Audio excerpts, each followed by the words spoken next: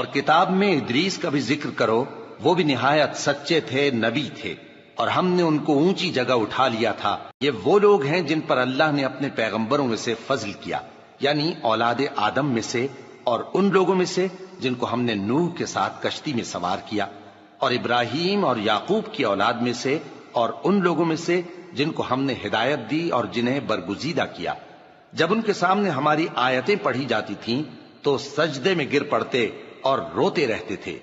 پھر ان کے بعد چند ناخلف ان کے جانشین ہوئے جنہوں نے نماز کو ضائع کر دیا اور خواہشات نفسانی کے پیچھے لگ گئے، سو ان قریب ان کو گمراہی کی سزا ملے گی۔